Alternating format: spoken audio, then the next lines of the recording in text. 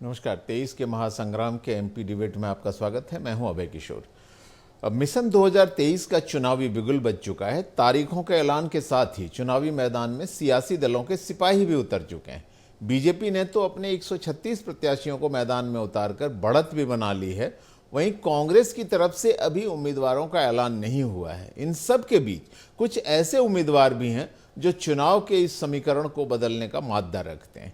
वो है निर्दलीय प्रत्याशी। राजनीतिक दलों की तैयारियों के बीच स्वतंत्र उम्मीदवारों के समर्थक भी एक बार फिर चुनावी रण में उतरने के लिए दबाव बना रहे हैं, जिसकी वजह से दोनों प्रमुख पार्टियों का समीकरण गड़बड़ा सकता है। अब ऐसे में सवाल उठता है कि क्या निर्दलीय प्रत्याशी अपने क्षेत्र में लोगों के भरोसे पर खरा उतर पाएंगे। दूसरी तरफ निर्दलीय प्रत्याशी को लेकर बीजेपी कांग्रेस की अब क्या रणनीति रहने वाली है।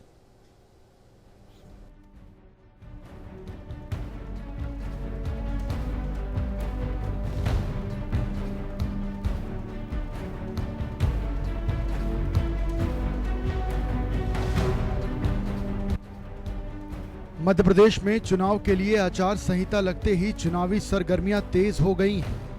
बीजेपी चुनावी मैदान में अपने 136 प्रत्याशियों को उतार चुकी है, तो बाकी बची सीटों पर मंथन चल रहा है। कांग्रेस 15 अक्टूबर के बाद अपने प्रत्याशियों को लेकर अपने पत्ते खोलेगी, लेकिन इन सब के बीच इस चुनाव में अन्य दल भी सक्रिय हो गए हैं। समाजवादी पार्टी, बहुजन समाज पार्टी, आम आदमी पार्टी, गोंडवाना गणतंत्र पार्टी, जयस भी मैदान में ताल ठोकने के लिए तैयार हो गई है। इस बार पिछली बार की तरह इस बार भी निर्दलीय उम्मीदवार बीजेपी और कांग्रेस के लिए परेशानी का कारण बनेंगे। वहीं बीजेपी को भरोसा है कि इस बार भी सरकार बीजेपी की बनेगी। देखिए, 2018 में भारतीय जनता पार्टी जनादेश हारी थी, जनाधार नहीं हारी थी।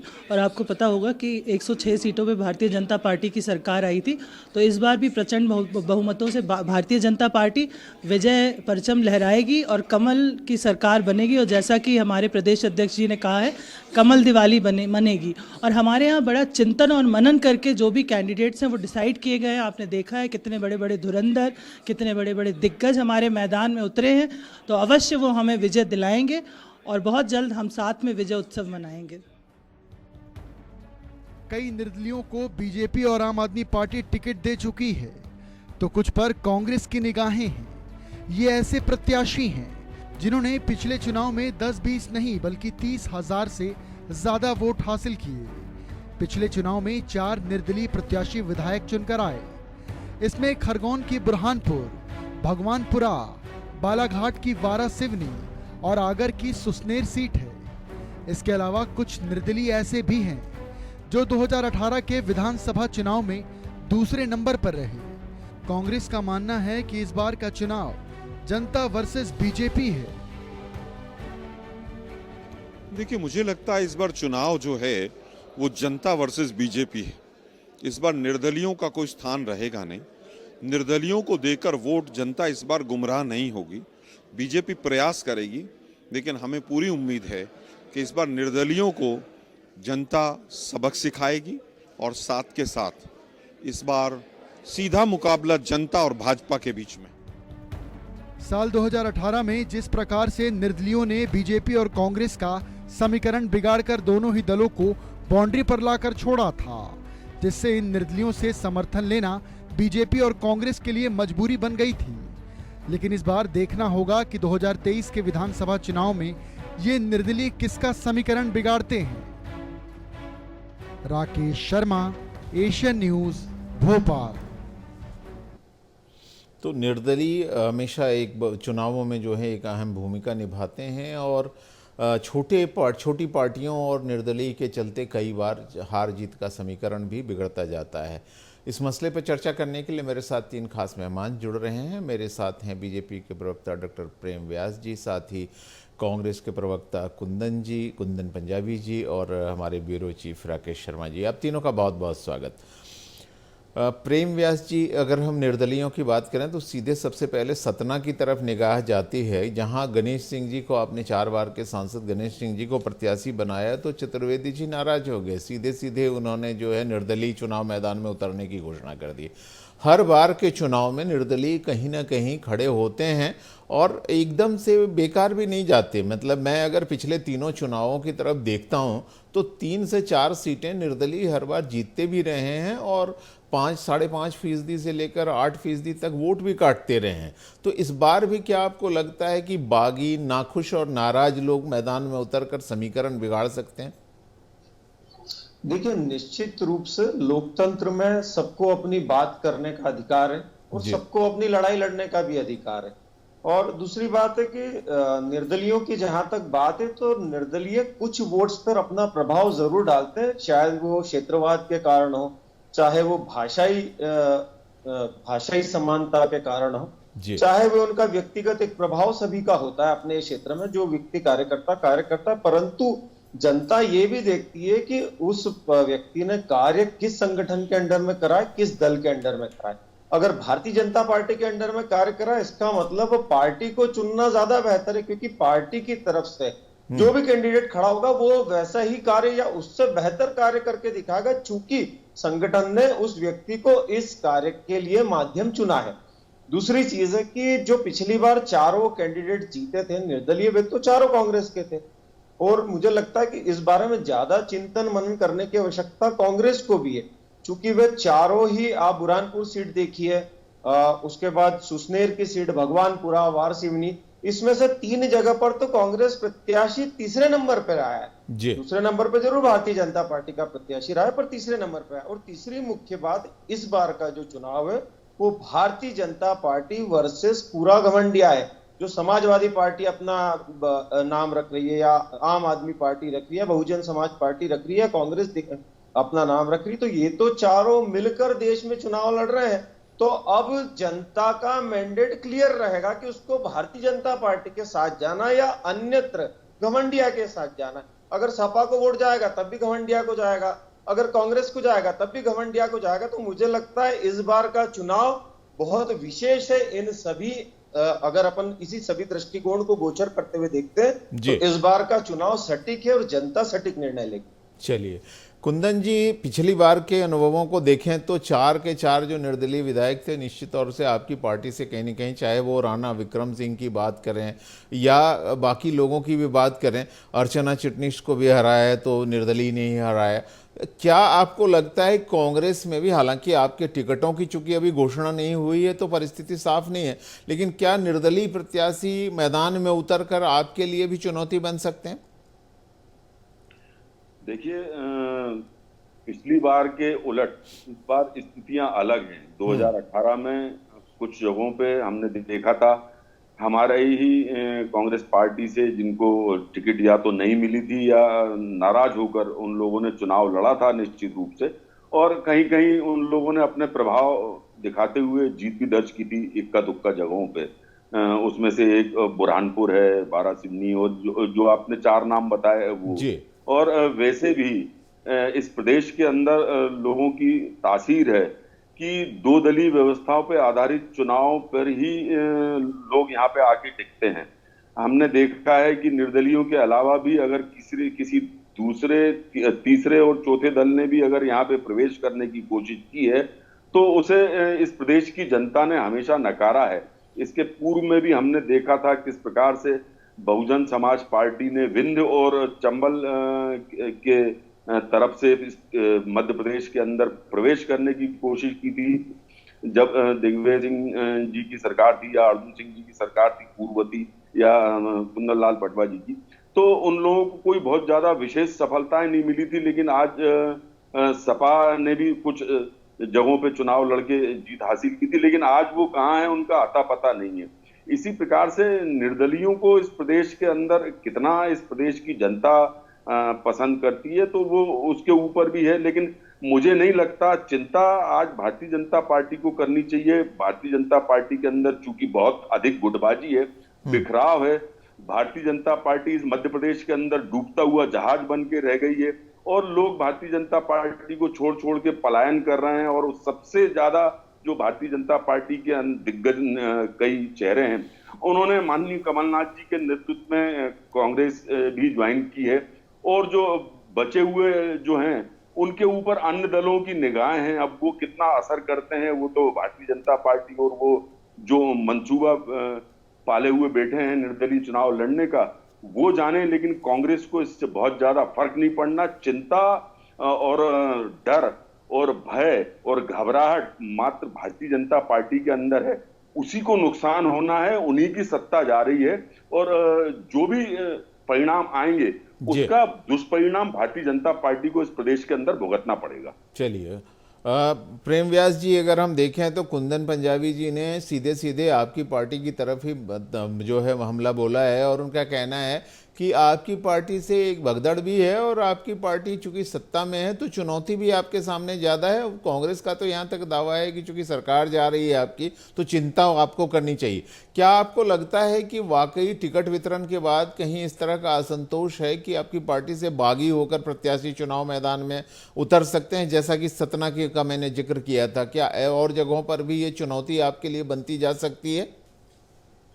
देखिए, निश्चित रूप से कुछ सीट्स होती है जहां पर प्रत्याशी को ये लगता है कि मुझे टिकट मिलना था, लेकिन पार्टी को लगता है कि ये प्रत्याशी बेहतर नहीं, या ग्राउंड सर्वे रिपोर्ट्स के अकॉर्डिंग वो कहीं भी फिट नहीं बैठता। तो उस स्थिति में पार्टी किसी नए प्रत्याशी का चयन करती जो धरातल पर आकर सर्वांगीण विकास के कार्यों को गति दे पाए। दूसरी चीज है जो इन्होंने कहा चिंता घबराहट, इसके उलट हम निडरता के साथ में, संपूर्णता के साथ में जनता के मध्य में जा रहे हैं, इसीलिए तो हमने 135 नाम घोषित कर दिए। अब जो एंटी इनकम्बेंसी फैक्टर है वो तो कांग्रेस के स्वयं के अंदर विद्यमान है, इसीलिए तो अभी तक सीट घोषित नहीं कर पाए। क्योंकि अगर अभी ये सीट घोषित कर देंगे तो इनके जो लोग इनसे नाराज होंगे अभी से तैयारी करना चालू कर देंगे, तो निश्चित रूप से हो सकता था 100 सीटों पे 135 सीटें जो इन्होंने करी उस पर 135 नए कैंडिडेट्स खड़े हो जाते हैं। और उसके उलट हम तो आत्मविश्वास से परिपूर्ण होकर जनता के मध्य में पहुंच गए हैं। भैया हमारे कार्य प्रारंभ हो चुके हैं, धरातल पर जनता को अवगत करा चुके हैं कि ये हमारे प्रत्याशी है जो आपके मध्य में अगले 5 वर्षों तक धरातल पर उतरकर कार्य करेंगे। और राहुल गांधी जी ने जहां शाहजहांपुर से यात्रा अपनी प्रारंभ करी थी, अभी जहां पर एक बहुत उद्बोधन हुआ था, काला पीपल शायद उस जगह का नाम है, वहां पर कांग्रेस नेता और जिला पंचायत पूर्व सदस्य चतुर्भुज तोमर ने या उस कार्यक्रम के ठीक पश्चात घोषणा कर दी है कि मैं तो चुनाव लड़ूंगा चाहे मुझे पार्टी टिकट दे या ना दे। तो एंटी इनकम्बेंसी कांग्रेस के स्वयं के अंदर है, भारतीय जनता पार्टी या जनता के मध्य में नहीं है। भारतीय जनता पार्टी और जनता के मध्य का संवाद सीधा, सफल, सरल और विकास को लेकर। चलिए आप सिरे से खारिज करते हैं। कुंदन जी से जवाब ले लेते हैं। कुंदन जी, एंटी इनकम्बेंसी वैसे तो रूलिंग पार्टी को झेलनी पड़ती है, लेकिन यहाँ तो मामला ही मध्य प्रदेश में जिसको कहते हैं ना एमपी अजब है, तो वो वाकई गजब लग रहा है कि विपक्ष को एंटी इनकम्बेंसी का सामना करना पड़ेगा, जैसा कि प्रेम व्यास जी कह रहे हैं। देखिए अभय जी, भारतीय जनता पार्टी के मित्र मात्र एक नाम गिनवा पाए जिन्होंने कहीं से जाके दावा किया होगा। मैंने कहा ना, कांग्रेस पार्टी को बिल्कुल भी चिंता करने की आवश्यकता नहीं है। हम लोग को इस बारे में हम जरा सा रत्ती भर मात्र भी हम लोगों को जरा सा भी कहीं पे शक और वो नहीं है कि हमारे यहाँ से किसी प्रकार का कोई भगदड़ होगी, या जिस प्रकार से भारतीय जनता पार्टी के अंदर दिख रही है, पिछले लंबे समय से देख रहे हैं हम प्रदेश के अंदर भारतीय जनता पार्टी जो गुटों के अंदर बिखरी हुई है, अपने आप से ही त्रस्त है और न उनसे सत्ता संभल रही है, न संगठन संभल रहा है। आज लोग छोड़ छोड़ के भाग रहे हैं, बागी हो रहे हैं और उसका परिणाम कुंदन जी बीजेपी ये कहती है, जिसको आप बीजेपी की गुटबाजी कह रहे हैं, कुंदन जी बीजेपी का ये कहना है कि हमारे पास तो सामूहिक नेतृत्व है, हमारे पास दर्जन भर, आधा दर्जन भर बड़े नेता हैं, इसलिए वो सब उतर रहे हैं। आप उसको गुटबाजी कर रहे हैं। आपके यहाँ चूंकि कोई नेतृत्व जो है दूसरे दर्जे का नहीं उभर पाया, सेकंड लेयर नहीं उभर पाया, इसलिए आपको एक ही व्यक्ति दिखाई दे रहा है। देखिए बहुत ही विनम्रता पूर्वक अभय जी मैं ये कहना चाहूंगा, ये जो दर्जन भर और आधा दर्जन जो ये नाम गिना रहे हैं जी, हमारे यहाँ जो नेतृत्व है माननीय कमलनाथ जी अकेले ही इन 1 दर्जन लोगों के ऊपर, और सबसे ज्यादा चिंता भारतीय जनता पार्टी को यही है कि माननीय कमलनाथ जी इतने कुशल रणनीति और कुशल नेतृत्व करते हुए भारतीय जनता पार्टी को आज जो है इस स्थिति में लाके रख दिया कि उनकी इस प्रदेश से विदाई होने वाली है। तो कमलनाथ जी के नेतृत्व में सारे हमारे यहाँ के बड़े जितने भी नेता हैं, माननीय दिग्विजय सिंह, सुरेश पचौरी, कांतिलाल भूरिया, विवेक तनखा जी, एनपी प्रजापति जी, सज्जन वर्मा जी, गोविंद सिंह जी, अजय सिंह जी, तमाम जितने नेता हैं एक मुट्ठी के साथ में कमर कसकर भारतीय जनता पार्टी के खिलाफ में मैदान के अंदर चुनाव लड़ने के लिए तैयार हैं। हम लोगों की सूची, जो अभी भारतीय जनता पार्टी के मित्र कह रहे थे कि कांग्रेस ने अभी तक अपनी सूची जारी नहीं की, कांग्रेस की सूची जारी होगी मेरे मित्र, आपको चिंता करने की आवश्यकता नहीं है और आपसे पूछ के नहीं होगी। कांग्रेस अपनी रणनीति के तहत सूची जारी करेगी, प्रदेश की जनता के सामने आएगी, देश की जनता के सामने आएगी, आप लोगों के सामने भी आएगी और ऐसी सूची आएगी जो जीतने वाले उम्मीदवार होंगे। और कांग्रेस पार्टी मध्य प्रदेश के अंदर 145 प्लस सीट के साथ इस कुशासन वाली भारतीय जनता पार्टी को यहां से विदाई करेगी। चलिए प्रेम व्यास जी, लगता है सनातन के पक्ष में आप सबने ऐसा माहौल बनाया है कि कांग्रेस भी जो है पूरी सनातनी पार्टी की तरह ही दिखाई दे रही है और नवरात्र आने पर ही लगता है हमारे पास सूची सामने आएगी। आप दोनों बने रहे हैं, राकेश भी हमारे साथ हैं, एक बार राकेश से समझते हैं परिदृश्य क्या दिखाई दे रहा है। राकेश, जिसको कहते हैं इंडिपेंडेंट को हम एक तरह से कहें तो खेल बिगाड़ू जो प्रतिभागी हैं वो कहा जाता है किसी भी चुनावी मैदान में, और बागियों का एक धड़ा खड़ा हो जाता है चुनाव मैदान में और अपनी ही पार्टी जो मूल पार्टी थी उसका ज़्यादा नुकसान करता है बनिस्बत की विपक्ष के। तो इस बार की तस्वीर आपको क्या दिखाई दे रही है? हालांकि अभी टिकटों का बंटवारा बचा हुआ है कांग्रेस का, अभी उसने पत्ते खोले नहीं, लेकिन तस्वीर क्या दिखाई दे रही है? देखिए अभी जी, सबसे बड़ी बात यह है कि निर्दलीय दोनों ही दल के लिए, चाहे कांग्रेस हो या बीजेपी, दोनों ही दल के लिए निर्दलीय एक बड़ी चुनौती रहेंगे इस बार भी, क्योंकि जिस प्रकार का असंतोष जो अभी देखने को मिला है, जिस प्रकार से अभी जो सूची जारी हुई है बीजेपी की, लेकिन जो अंदरूनी असंतोष है, ये असंतोष अभी बाहर नहीं आया है। लेकिन जिस प्रकार से सूचियां जारी होती जाएंगी, चाहे वो बीजेपी हो या कांग्रेस हो, दोनों के लिए बड़ी चुनौती होगी। देखिए अभी कांग्रेस की सूची जो है श्राद्ध तक के बाद जारी होने वाली है, और जिस प्रकार से बात की जाए तो देखिए बीजेपी में जिस प्रकार का जो विरोधाभास सामने आया था, उससे डैमेज कंट्रोल करने की भी कोशिश जो है बीजेपी के बड़े केंद्र जो नेता हैं उन्होंने भी करी है, कोशिश की है, और यही कोशिश जो है अब जिस प्रकार से भी कांग्रेस की सूची जारी होगी, उससे भी जो बड़े नेता हैं, यदि बात की जाए समन्वय करने की, बनाने की बात होगी, तो राज्यसभा सदस्य दिग्विजय सिंह सामने आएंगे। तो कह सकते हैं कि निर्दलीय जो होते हैं वो दोनों ही दल के लिए बड़े चुनौती होते हैं। और यदि बात की जाए, देखिए पिछले चुनाव की बात, तो पिछले चुनाव में भी निर्दलीयों ने जो है पूरा खेल बिगाड़ा था। यदि बात की जाए बुरहानपुर सीट से, तो बुरहानपुर सीट से जो है निर्दलीय विधायक चुने गए थे सुरेंद्र सिंह सेरा, उन्होंने करीब 98,000 वोट जो है हासिल किए थे और उन्होंने बीजेपी के अर्चना चिटनीस को हराया था। उसके अलावा कांग्रेस के जो रविंद्र महाजन थे वो तीसरे नंबर पे थे, तीसरे नंबर पर रहे। इसके अलावा खरगोन जिले की जो भगवानपुरा सीट है, वहां से भी केदार जो डाबर है, उन्होंने जो है बीजेपी की जमुना सिंह सोलंकी को हराया था। इसके अलावा इस बार जो है केदार सोलंकी जो है, केदार डाबर, वो कांग्रेस के प्रत्याशी हो सकते हैं। राणा विक्रम सिंह वो आगर के सुसने से अभी विधायक बने हैं उन्हें। इसके अलावा उन्होंने कांग्रेस की ही जो है महेंद्र भैरव सिंह को हराया था और वो अभी जो है बीजेपी के दावेदार हैं। तो पुराने यदि 2018 के जो समीकरण देखेंगे तो उसमें यह नजर आता है कि जो निर्दलीय प्रत्याशी थे उन्होंने खेल बिगाड़ने में, चाहे वो बीजेपी हो या कांग्रेस, दोनों ही दलों के प्रत्याशियों को खेल बिगाड़ने में बड़ी भूमिका निभाई है। और इस बार का डैमेज कंट्रोल करना बीजेपी और कांग्रेस के लिए जरूरी भी है, चुनौती भी है, क्योंकि देखिए इस बार बात की जाए तो अभी जो सामने रेशो आ रहा है वो 50-50 का आ रहा है। ऐसे में बीजेपी हो या कांग्रेस, दोनों को 60 या 40 करने के लिए अपने ही दल में जो उभरे हुए असंतोष है उसको कवर करना बहुत जरूरी होगा। जी बिल्कुल। प्रेम व्यास जी, अभी थोड़ी देर पहले मैं आपकी पार्टी के प्रवक्ता की बाइट भी सुन रहा था, हमारे ही जो पैकेज था उसमें था, जिसमें उन्होंने कहा था कि 2018 में हमने जनमत खोया था, जनाधार नहीं खोया था। वो बिल्कुल सही कह रहे हैं, क्योंकि दोनों ही पार्टियों के बीच हार जीत का जो वोट शेयर का अंतर था वो सिर्फ 0.1% था, लेकिन और दोनों के बीच में सीटों का भी अंतर बहुत ज़्यादा नहीं था 2018 में। अब ये बात वाकई चिंता पैदा करती है, भले ही आप चाहे जो कुछ कहें, लेकिन हर 5 साल के बाद जब चुनाव आता है तो बहुत सारी चिंताएं पॉलिटिकल पार्टीज के लिए पैदा करती हैं, और जो तस्वीर पिछले 5 साल पहले या 10 साल पहले या 15 साल पहले की दिखाई देती है वो भी चिंता पैदा करती है। अगर आप दोनों पार्टीज के बीच में वोट शेयर का अंतर ज़्यादा नहीं था, आप दोनों के बीच में अगर सीटों का अंतर ज़्यादा नहीं था, और 8-8.5% वोट दूसरी पार्टियां काट रही हैं, 5-5.5% वोट निर्दलीय काट रहे हैं, तो ऐसी स्थिति में क्या चुनौती बड़ी नहीं है? देखिए, निश्चित रूप से पिछली बार वोटिंग परसेंटेज कई वर्षों, मतलब 20 वर्ष में 75% वोटिंग हुई थी पिछली बार, जो सबसे ज्यादा है। जी। और दूसरी बात है कि तात्कालिक प्रलोभन का प्रभाव जरूर चुनाव में आता है। 10 दिन पूर्व में कांग्रेस ने घोषणा करी थी कि हम किसानों का कर्ज माफ कर देंगे। हम 55,000 वोट कांग्रेस से ज्यादा लाए थे, 0.1% जो शेयर था हमारा ज्यादा ही था। उसके बाद भी हम कुछ सीट्स पे पीछे रह गए। तो ये वही लोग थे जहां पर जो कुछ झूठे वादों में फंस गए थे, कुछ झूठे चक्करों में फंस गए थे। उसके बाद 11 लाख किसान डिफॉल्टर हुए।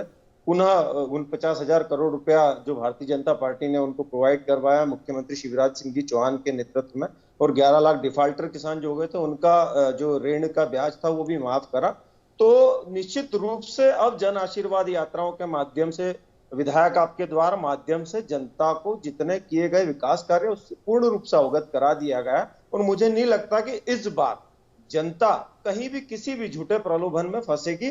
दूसरी चीज है, मैं कुंदन जी को आज धन्यवाद भी दूंगा, क्योंकि आज की डिबेट मुझे लगता है बहुत समय बाद बहुत शांतिपूर्ण तरीके से हुई है। और तीसरी चीज है कि डॉक्टर गोविंद सिंह जी शांति फैलाने का आरोप लगा गए आप चुपके से। दिग्विजय सिंह साहब ने एक लिस्ट घोषित करी थी 75 नामों की। कुंदन जी से मैं पूछना चाहूंगा कि उन्होंने कहा था कि हमने पूर्ण रूप से सर्वे करने के पश्चात इस लिस्ट को कमलनाथ जी को दे दिया है। कमलनाथ जी ने लिस्ट आगे पहुंचाई गोविंद सिंह जी के पास। गोविंद सिंह जी ने प्रेस कॉन्फ्रेंस लेके कहा कि यहां से कुछ नहीं होगा, जो केंद्रीय नेतृत्व करेगा वही नाम फाइनल हो गया। तो उस लिस्ट का क्या हुआ? दूसरा, जो कार्यक्रम का, जब कार्यक्रम राहुल जी आए थे वहां पर मंच पर से ना तो दिग्विजय सिंह साहब का नाम लिया गया, ना नेता प्रतिपक्ष डॉक्टर गोविंद सिंह जी का नाम लिया गया। दूसरा, मन आक्रोश यात्राओं में कई जगहों पर इन दोनों नेताओं के चित्र, फोटो, नाम गायब थे, जहां पर जनता और कांग्रेस ने आक्रोश भी दिखाया। तो जो मतभेद है वो कांग्रेस के बड़े नेताओं में अंदरूनी मतभेद है, जो एक दूसरे के नाम लिस्ट तक फाइनल नहीं कर पा रहे। और मैं आपको पुनः पूर्ण रूप से कहूंगा कि जैसा इन्होंने कहा कि मैंने एक ही नाम लिया, मैंने एक नाम जब लिया है कुंदन जी, जब आपके नामों की घोषणा नहीं हुई है। दूसरा नाम उसके नहीं पहले है ही डॉक्टर एक नाम साहब, आपके सामने आ पास गया। दूसरा जब नाम है नामों ही की नहीं। घोषणा होगी तब क्या होगा? आप गिना भी नहीं सकते दूसरा नाम। आपके मैं नाम बता गिना दूं, दूं, नहीं तो जनपद मेरे सदस्य पास कम से कम लंबी लिस्ट 17, है। कुंदन जी, पूर्व विधायक, जनपद सदस्य, पूर्व मंत्री, ऐसी बहुत बड़ी लिस्ट है। कम से कम 79 नामों की मेरे लिस्ट पास है बहुत जो लंबी बीजेपी में लिस्ट है। शामिल हुए। आप तो दो चार वो मेरे एक को नाम अलग गिना अलग दीजिए, एक आपके अलग पास विषय नाम है। गिना कुंदन नहीं जी, पाएंगे। मैंने आप आपसे बोल प्रश्न जरूर ये रहे हैं। करा कि तात्कालिक राहुल जी की सभा होने के पश्चात उसी क्षेत्र से कांग्रेस का एक दबंग नेतृत्व खड़ा होकर कहता है कि मैं कांग्रेस के अगेंस्ट चुनाव चलिए, लड़ूंगा। वो एक नाम विषय वो। आपने गिना दिया, प्रेम व्यास जी। कुंदन जी, अभी प्रेम व्यास जी ने भी कहा कि 0.1% वोट शेयर, जो कि सभी जानते हैं, 55,000 वोट हम आगे रहे थे। ये उनका कहना है कि बीजेपी कांग्रेस से 55,000 वोट ज्यादा ले गई। लेकिन वहीं ये सच्चाई भी है कि 22,60,000 से ज्यादा वोट निर्दलीय उम्मीदवारों ने काट लिए थे। तो ये वही चिंता है जिसकी मैं आपको इस कार्यक्रम के शुरू से चर्चा कर रहा हूं कि अगर थिन मार्जिन से दोनों पार्टियों के बीच हार जीत का अंतर हुआ है और चुनाव मैदान में फिर वैसे ही उम्मीदवार उतरते हैं। अब 2008 को याद कीजिए, जब 1300 से ज्यादा निर्दलीय उम्मीदवार चुनाव मैदान में उतरे थे और 8.2% वोट काट गए थे। तो क्या आपको नहीं लगता कि फिर कहीं एक बगावत का सुर उभरा और दोनों पार्टियों को ऐसी दहलीज पर लाके खड़ा कर दे जहां की उनके लिए क्लियर मैंडेट ना हो? देखिए अभय जी, आज जो हालात बन रहे हैं, इसके पहले भी हम लोगों ने देखा प्रदेश के अंदर, जब भी चुनाव होते हैं निर्दलीय भी चुनाव लड़ते हैं, दूसरे दल, कुछ और छोटे दल भी आके चुनाव लड़ते हैं। ये लोकतंत्र है। लोकतंत्र के अंदर सबको अपना अपना चुनाव लड़ने का और अपनी बात कहने का अधिकार है। यही हमारे लोकतंत्र की खूबसूरती है, जो बाबा साहब आम्बेडकर के दिए हुए संविधान के अंतर्गत हम लोगों को मिला है। लेकिन मैं ये कहना चाहूंगा, अभी जिस प्रकार से भारतीय जनता पार्टी के मेरे मित्र कह रहे थे कि 11 लाख किसान डिफाल्टर हो गए और इन्होंने झूठे वादे किए थे। राहुल जी ने आके झूठे वादे नहीं किए थे, झूठी घोषणाएं नहीं की थी घोषणावीर की तरह माननीय राहुल गांधी जी ने या कमलनाथ जी ने। हमारे नेता राहुल जी ने किसानों का कर्जा माफी की बात की थी। 27 लाख किसानों का कर्जा इस मध्य प्रदेश के अंदर माफ किया गया और उन लोगों को 2 लाख रुपए तक की कर्जा देने की, माफ करने की बात हुई थी। लेकिन दुर्भाग्यवश सरकार हमारी न रही। भारतीय जनता पार्टी ने खरीद फरोख्त करने का पाप किया और 35-35 करोड़ में विधायक खरीद के सरकार गिराने का काम किया। विधानसभा के अंदर जी आता हूं आपके पास, आता हूं जवाब के लिए प्रेम जी। मध्य प्रदेश के कृषि मंत्री ने इस बात को विधानसभा में पटल के अंदर स्वीकार किया कि हाँ, कांग्रेस के शासन में 27 लाख किसानों का कर्जा माफ हुआ। लेकिन आपको ये बताऊं, भारतीय जनता पार्टी ने सरकार गिराने के बाद, खरीद फरोख्त की सरकार लाने के बाद में उस योजना को बंद कर दिया। उससे चलिए अब जवाब बनता है, अब जवाब बनता है। कुंदन जी, चूंकि आपने आरोप लगाई दिए हैं तो जवाब बनता है। बताइए प्रेम व्यास जी क्या कहना चाहेंगे। प्रेम व्यास जी, देखिए कमलनाथ जी वो लगभग 20,000 करोड़ से ज्यादा का था, तो लगभग 30,000 करोड़ का, उसमें से मात्र 13,000 करोड़ रुपए कर्ज माफी के लिए यूज किया गया, और वो भी पूरे 1.5 वर्ष के कार्यकाल में। क्या इनकी मंशा पे संशय नहीं होता? वहीं राहुल जी ने खड़े होकर कहा था कि 10 दिन में किसानों का पूर्ण कर्ज माफ होगा। अब उसके बाद चिन्हित करके अगर माफ करना, और दूसरा 50 रुपए, 40 रुपए, 60 रुपए तक भी माफ हुए हैं। सागौर बैंक में मेरे चाचा का खाता है, मैं कृषक परिवार से हूं, 1,30,000 रुपए था, पात्र थे, गरीबी रेखा में थे, नहीं हुआ माफ। ऐसे कई किसान हैं। और दूसरी चीज है कि सबकॉन्शियस माइंड क्या होता है? आप बताइए अभय जी कि मैंने ये कहा कि राहुल जी झूठ बोलते हैं? अगर मैंने एक भी बात पर, इनके सबकॉन्शियस माइंड में ट्रैप हो चुका है कि ये भारतीय जनता पार्टी राहुल जी के खिलाफ बोलेगी तो ये पूर्व से उसके जवाब देना चालू कर देते हैं। और दूसरी चीज है कि जो इन्होंने कर्ज माफी की बात करी थी, मैं कहता हूं कि अगर मंशा थी तो राष्ट्रीयकृत बैंक और तात्कालिक लोन और कालांतरित, इन तीनों में क्यों फर्क किया गया? जब ये कहा था कि हम निर्विवाद रूप से सबका कर्ज माफ करेंगे, और जो कमलनाथ जी ने पटल पर खड़े होकर कहा था कि 6 से 7 लाख बेरोजगार युवा पढ़े लिखे शिक्षित थे, वो उनकी संख्या 26 से 27 लाख हो गई। दूसरा जो बेरोजगारों के साथ तो कुठाराघात आप कर रहे हैं, उनकी नौकरियां बेच रहे हैं। पटवारी परीक्षा के अंदर 4,000 रुपए निकल के आया है, इस प्रदेश के लोगों ने देखा है कितना शर्मनाक है। बात करी थी युवाओं को, वो नहीं दिया गया। बेगा सहाय सहारिया महिलाओं के लिए अनुदान बंद कर दिया गया। और पेपरों के माध्यम से मैं दावा कर रहा हूं, उस समय के पेपरों के माध्यम से मुख्यमंत्री कन्यादान के लिए ये कहा गया कि बाथरूम में खड़े होकर अगर फोटो खिंचाएगा दूल्हा तब उसको पैसा दिया चलिए, चूंकि कार्यक्रम का समय समाप्त हो रहा है तो मैं समझता हूं 30 सेकंड का समय क्लोजिंग जो है वो मिलना चाहिए कुंदन जी। कुंदन जी संक्षेप में अपनी बात कहें। देखिए, मेरे मित्र कई प्रकार की बातें कर रहे थे, लेकिन आज मध्य प्रदेश की जनता जो है भारतीय जनता पार्टी के कुशासन से परेशान है। इसीलिए इस प्रदेश की जनता सत्ता बदलने जा रही है 2023 के अंदर। आप देख रहे हैं किस प्रकार से भ्रष्टाचार व्याप्त है इस प्रदेश के अंदर। भारतीय जनता पार्टी के कुशासन के अंदर नौकरियां बेच दी जाती हैं। पटवारी घोटाला अभी व्यापम कांड 3 निकल के आया है, और कई घपले और घोटाले, कारम डैम का घोटाला है, महाकाल लोग, भगवान को नहीं छोड़ा इन्होंने, बाबा महाकाल के यहाँ घोटाला कर दिया। उसके पश्चात चलिए मानता हूं परस्पर आरोपों की इस झड़ी के बीच में ही चुनाव होगा, ऐसा लगने लगा है कि चुनाव जो है उसके बीच में भी ये कटुता दिखाई देगी। बहरहाल मुझे ये चर्चा अब रोकनी पड़ेगी, इसलिए डॉक्टर प्रेम व्यास जी आपका, कुंदन पंजाबी जी आपका और राकेश आपका, आप तीनों का बहुत बहुत धन्यवाद। तो आज की इस एमपी के इस जो चर्चा थी, हमारी विशेष चर्चा 23 के महासंग्राम में, इसमें आज इतना ही। चर्चा हम कर रहे थे निर्दलीयों के प्रभाव की। एक नए विषय के साथ फिर हाजिर होऊंगा, तब तक के लिए मुझे इजाजत दीजिए। नमस्कार।